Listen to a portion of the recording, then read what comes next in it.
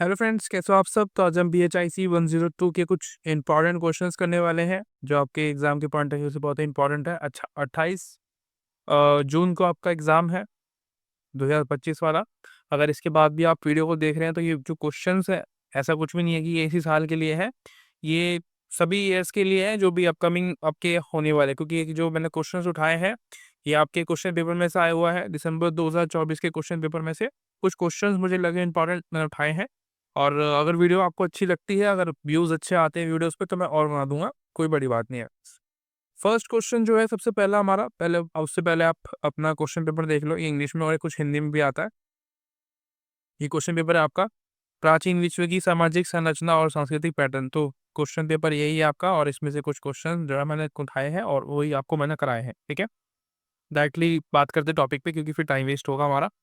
सबसे पहला क्वेश्चन है, प्रागैतिहासिक अतीत के बारे में पुरातात्विक स्रोत किस प्रकार हमारी जो है सहायता करते हैं। बेसिकली जो भी काल यहाँ पे दिया हुआ है, प्रागैतिहासिक काल का पूछ रहा है कि उस समय की जो पुरानी जो जो भी मतलब हमें मिलते हैं सबूत, जैसे कि गुफाओं में जो चित्र बनाए गए हैं, उन सब से हमें क्या फायदा मिलता है, तो ये पूछ रहा है डायरेक्टली। और कुछ क्वेश्चन में कुछ है नहीं खास, क्योंकि देखो उस समय का जो समय था ना, वो जो प्रागैतिहासिक काल है, वो बहुत पुराना समय है। उस समय कोई जो है लिखावट, कोई लेखा, कुछ भी नहीं मिलता हमें उस समय का, क्योंकि था ही नहीं। ठीक है, इतना डेवलपमेंट नहीं हुआ था हम लोगों में, ह्यूमंस में। उस समय लोग होमोसिपियंस के रूप में दिखते थे आपको। तो पॉसिबल नहीं है कि कोई कोई लिपि हो, कोई भाषा हो। तो लेकिन हमें कुछ जानकारी मिलती है जो कि चित्रों के द्वारा, उनके द्वारा इस्तेमाल किए गए जो बेसिकली जो वस्तु है, जैसे कि पत्थर का इस्तेमाल किया, डंडे का इस्तेमाल किया। ठीक है, और गुफाओं में जो चित्र बनाए गए हैं उससे हमें पता चलता है कि वो लोग वहाँ पे रहते होंगे और ऐसे-ऐसे करके अपना जीवन निर्वाह करते होंगे। ठीक है, तो उसी का पूछ रहा था। ये मैंने आंसर शुरू में लिख दिया है कि इम्पोर्टेंट होता है वो हमारे लिए, क्योंकि लिखित में कुछ होता नहीं है हमारे पास। ठीक है, इसके अलावा भी आप इसमें और ऐड कर सकते हो। तो इसने कैसे हमारी हेल्प करती है, जो मतलब पुरानी जो चीज़ें होती हैं, हमें उस समय की जो चीज़ें थी, उस समय जो भी हो रहा था उसको कैसे जानने में हेल्प करती है। तो सबसे पहला है भौतिक अवशेष, यानी कि वैसे तो भौतिक अवशेष ये सारे कुछ जो भी मिलते हैं आपको, जैसे कि कुछ कलाकृतियाँ हैं जो उनके द्वारा बनाई गई हैं, जैसे कि पत्थर है, हड्डी है, लकड़ी है, ये कलाकृतियाँ हैं। इससे क्या किया उन लोगों ने, जैसे कि हड्डी का इस्तेमाल कहाँ किया होगा, छेनी वगैरह बनाने के लिए ना, लकड़ी को बीच में से काटने के लिए। और हड्डी का इस्तेमाल ना जो है कांटे के रूप में भी किया होगा, मछली वगैरह पकड़ने के लिए। तो उन लोगों ने इतनी टेक्निक विकसित कर ली थी कि वो मछलियों को पकड़ना शुरू कर देता उन लोगों ने, खाने के लिए ऑब्वियसली। तो सबसे पहली चीज़ तो ये है। और पत्थर का इस्तेमाल आपको पता ही है, जानवरों को मारने के लिए पत्थर का इस्तेमाल जो है वो करते थे। लकड़ी को पत्थर में बांध के और कुल्हाड़ी के रूप में भी इस्तेमाल करना, खुर्ची बनाना, ये सब चीज़ें जो है उन्होंने इस्तेमाल किया। उसके अलावा मिट्टी के बर्तन भी जो है मिले हैं हमें, जिसमें वो खाना खाते होंगे। आभूषण का जो है प्रयोग किया बाद बाद में, और हथियार बनाए उससे। हथियार मतलब जैसे भाले वगैरह होते हैं, तो अपनी रक्षा के लिए या जानवरों को मारने के लिए, शिकार करने के लिए। विशेषताओं की बात करें तो चूल्हा जो है एक विशेषता है, उन्होंने चूल्हे भी छोड़ के गए थे, यानी कि खानों को पका के भी खाते थे वो लोग। पहले तो सूखा ऐसे ही खा जाते होंगे बिना पकाए, लेकिन फिर बाद में उन्होंने एक सोचा होगा कि यार पका के खाते हैं इसको, मतलब आग का आविष्कार किया होगा, तो फिर उन्होंने जो सोचा होगा कि चल इसको पका के खा लेते हैं, कुछ ऐसा हुआ होगा जिससे कि उन्हें लगा कि यार इस ऐसे भी हम कर सकते हैं, तो ऐसा टेस्टी लगता है खाना, राइट। और जो घरों की संरचना है, जो उन लोगों के जो घर होते थे, उनसे पता चला है कि वो लोग रहते होंगे पहले, क्योंकि जैसे कि हम खुदाई करते हैं ना, जो हमारे साइंटिस्ट वगैरह होते हैं, तो वो खुदाई करते हैं, तो वो रिसर्च करते हैं उन चीज़ों पे, कितनी पुरानी ये चीज़ें हैं। तो उसमें ये पता चला था कि जो घर हैं काफ़ी पुराने हैं, और ये हमारे जो प्रागैतिहासिक जो लोग थे उनके द्वारा बनाए गए घर थे, जिसमें वो लोग रहते थे। मोस्टली जो घर थे वो आपको मिलेंगे कि गुफाओं में थे, लेकिन फिर बाद में वो गुफाओं को छोड़ के बाहर आ गए थे, है ना? और मतलब खुद से लकड़ी से बनाए गए घर, या जो भी मिट्टी से जो भी घर बनते थे उसमें वो रहते थे, ठीक है? छोटे या ज़मीन के अंदर भी जो है वो रहते होंगे। भंडारण गड्ढे जो है वो भी है, जिसमें कि वो अपना सामान जो है रखते थे, भंडारे के रूप में, मतलब जैसे कि जानवर को मारा हो उसमें रख दिया सेव करने के लिए, स्टोरेज के रूप में। तो उनका इस्तेमाल किया, वो भी हमें मिले गड्ढे। और इको इको फैक्ट्स जो है इसमें क्या है, कंकाल जो है और दफन स्थल जो है, उसके अलावा पशु हड्डी है, पौधे के अवशेष है, ये सारी चीज़ें जो है हमें उसमें मिलती हैं, ठीक है? जिससे कि हमें पता चलता है कि वो लोग उनका रहन-सहन कैसा था। यही हमारे पास साक्ष्य हैं उनके लिए, क्योंकि लिखित में कुछ नहीं मिलता, तो ये इंपॉर्टेंट हो जाता है इस हिसाब से, ठीक है, इसलिए क्वेश्चन बनाया गया है। संदर्भ और स्तर विज्ञान, यानी कि मिट्टी के मलबे, हड्डियों को हड्डियों का जमावड़ा, मतलब जो विज्ञान है उससे हमें पता चला कि जो हड्डी है और जो भी चीज़ें, मतलब एक ढेर लगा दिया था उन लोगों ने, जैसे कि कूड़ा यहाँ पे फेंकते हैं हम लोग, तो खाने के बाद जो चीज़ें फेंकते हैं तो वो कूड़ा बन गया वहाँ पे, जिससे कि हमें पता चला कि वो लोग जो है हड्डी को छोड़ते होंगे और बाकी चीज़ों को खाते होंगे, और कैसे खाते होंगे, हड्डी कितनी पुरानी है ये भी पता चला सकता है हम, मतलब ये भी हमें पता चलता है, हमारी जो साइंस है बहुत आगे पहुँच गई है।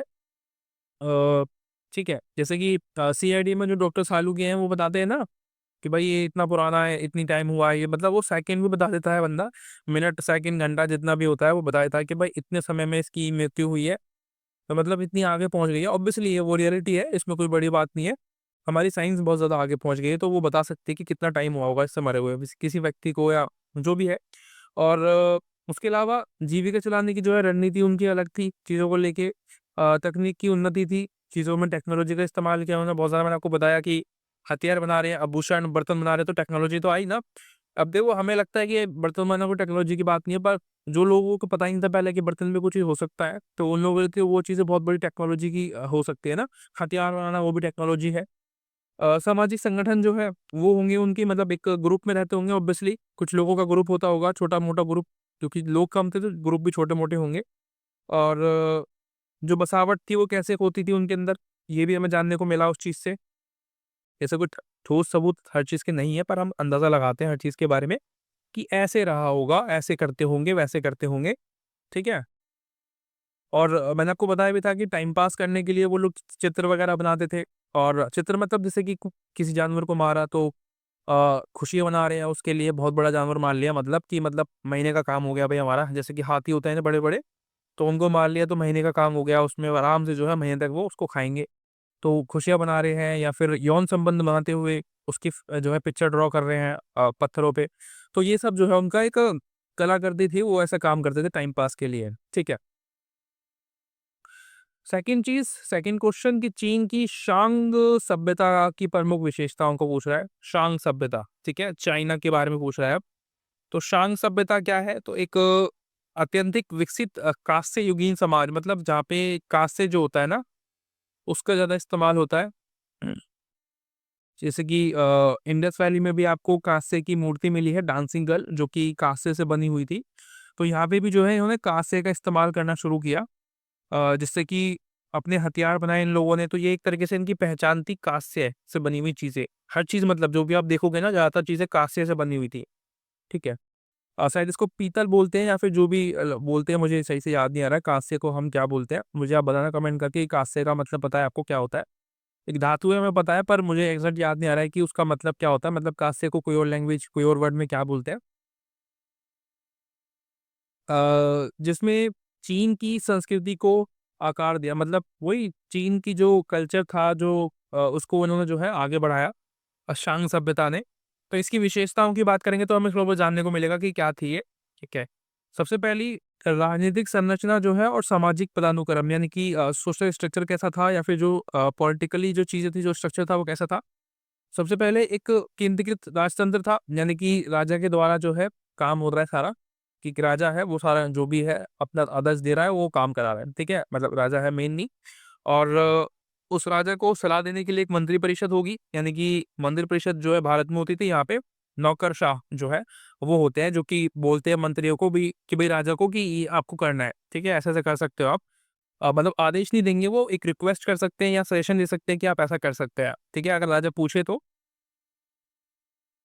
उसके अलावा धर्म और पूर्वज पूजा, यानी कि ये लोग जो है अपने पूर्वजों की पूजा करते थे। उनका जो धर्म था, शांग एक सर्वोच्च देवता जो है, देवता मतलब जो उनके पूर्वज थे उनके देवता थे मेनली, और अपने मतलब पूर्वजों के साथ अपने बड़े जो कोई भी बड़े देवता होंगे उनके, तो उसकी पूजा करते थे वो, ठीक है? धर्म के मामले में। उसके अलावा सैन्य की बात करें तो सेना बहुत मजबूत थी इनकी। मैंने आपको बताया कि काँस्य जो है उससे बनी हुई चीज़ों का इस्तेमाल करते थे, तो भाले का इस्तेमाल जो है इन्होंने किया, जो कि काँस्य से बना हुआ था, ठीक है? और सेना भी बहुत ही पावरफुल थी इनकी ऑब्वियसली। उसके अलावा परिष्कृत कांस्य प्रौद्योगिकी, यानी कि टेक्नोलॉजी की बात करें, कांस्य से बनी हुई चीज़ें बहुत सारी थी। जैसे कि औजार जो थे वो कांसे से बने हुए थे, ठीक है? बर्तन जो थे वो भी कांसे से बने हुए थे, हथियार जो रथ है, रथ की जो सजावट जो थी वो कांसे से बनी होती थी। कांसे से जो है सजावट करते थे रथ की, जो राजा का रथ होता था, उसकी।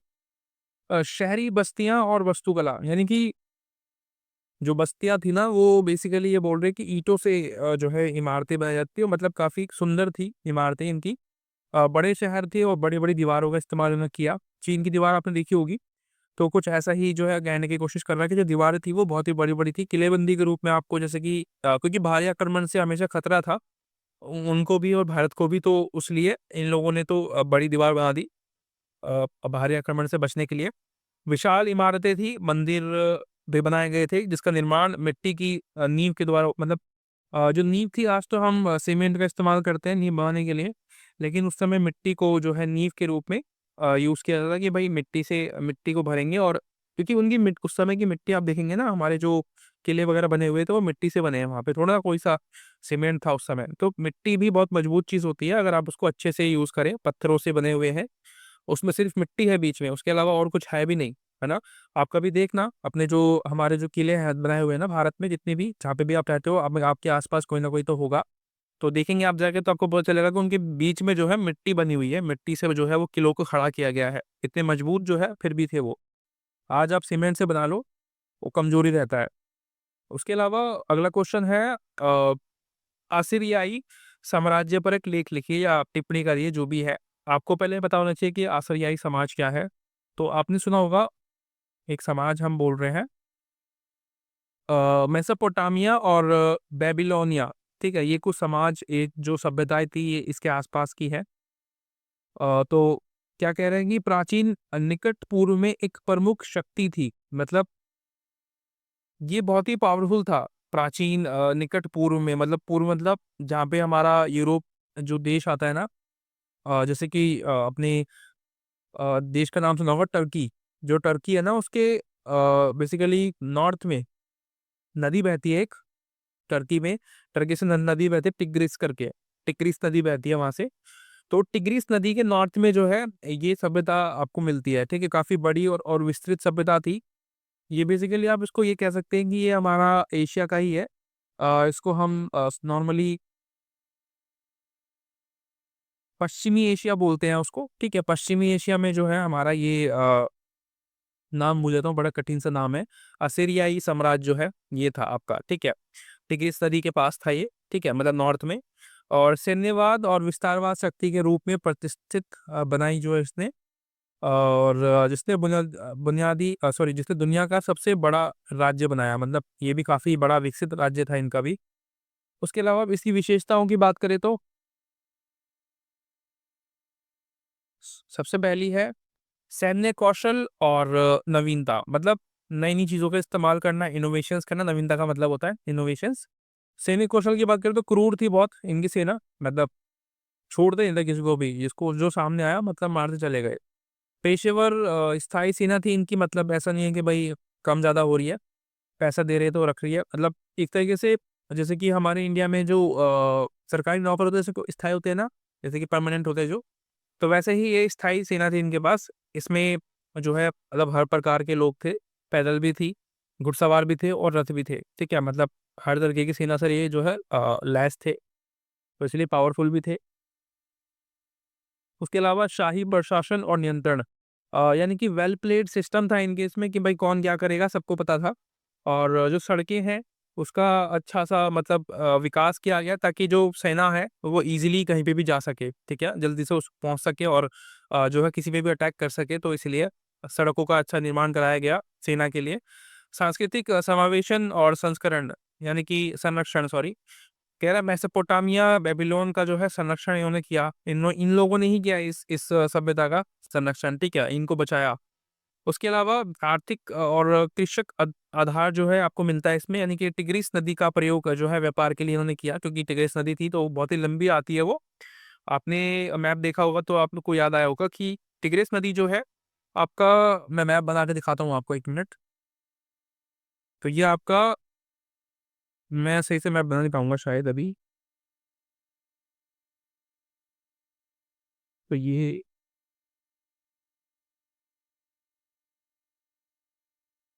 ये बेसिकली यहाँ पे आपका यूएई आता है, मतलब ये सऊदी अरब है ना, सऊदी अरब के जो ये वाला जो अरब की खाड़ी बता बोलते हैं शायद इसको। यहाँ पे जो है इस तरफ से ये जो है नदी बहती है, मतलब ऊपर से आते हुए अ, टर्किश से आते हुए ये नदी इस तरीके से बहती है, ठीक है? मतलब ऊपर से नीचे की साइड आते हुए पूर्व की साइड गिरती है, यानी कि अरब की जो है उसमें गिरती है खाड़ी में, ठीक है? थोड़ा बहुत तो आपने इमेजिन कर पाए होंगे। एक मैं आपको मैप दिखाऊँगा तो लेकिन यार दिक्कत हो जाएगी मुझे, एक मिनट में दिखाता हूँ आपको। देखो मैप मेरे पास मैप भी है इसका, जैसे कि ये आपको दिख रहा है ना, कंट्रीज़ देख लो आप, मुझे मैप मार्क करना पड़ेगा।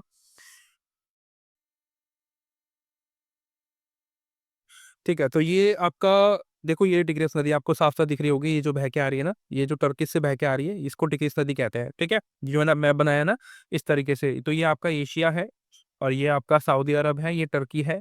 तो ये यहाँ से इस तरीके से बहती है और ये गल्फ़ जो है इसमें गिरती है एडन में, ठीक है? पर्शियन गल्फ़ में गिरती है, सॉरी। तो ये मतलब नॉर्मली हमारा जो है अरेबियन सी में ही गिरती है जाके, ठीक है? अरब की खाड़ी जिसको बोलते हैं हिंदी में। तो वहीं पे जाके ये गिरती है। तो ये आपने समझ लिया होगा कि ये कहाँ-कहाँ पे है। वैसे इतना इम्पोर्टेंट नहीं था आपके एग्ज़ाम के पॉइंट ऑफ व्यू से, आपका हिस्ट्री जो है मेन है। पर आपको पता होना चाहिए कि ये टिग्रिस नदी कहाँ पे बहती है, तो आपको एक अंदाज़ा हो पाएगा कि एक सभ्यता कहाँ की थी। ठीक है? ऐसे हम लोकेशन बताते तो वैसे याद नहीं रह पाता है कि पूर्व में, पश्चिम में क्या बता रहे हैं। तो ऐसे थोड़ा जो है माइंड में रहता है। उसके अलावा कला और वास्तुकला, यानी कि भव्य महल थे इनके, काफ़ी बड़े-बड़े जो है महल बनाए गए थे इनके द्वारा। मिट्टी की ईंटों का प्रयोग किया इन लोगों ने। ईंट जो है ईंट जो है बनाते थे ये लोग, और सफ़ेद जिप्सम का जो है ये इन्होंने इस्तेमाल किया। पत्थर की नक्काशी जो है मतलब बहुत ही खूबसूरत आप कहेंगे कि महल बनाए गए। जो इनके जो आर्ट्स थी बहुत ही प्रसिद्ध थी, बहुत ही अच्छी खासी आर्ट आप इसको कह सकते हो। भारत की कंपैरिज़न में, भारत की तो बहुत ही ज़्यादा अच्छी रही है हमेशा से, लेकिन इनकी भी काफ़ी अच्छी है, मतलब और कंट्रियों से अगर हम कंपेयर करें तो। तो ये आसिरियाई साम्राज्य के बारे में था।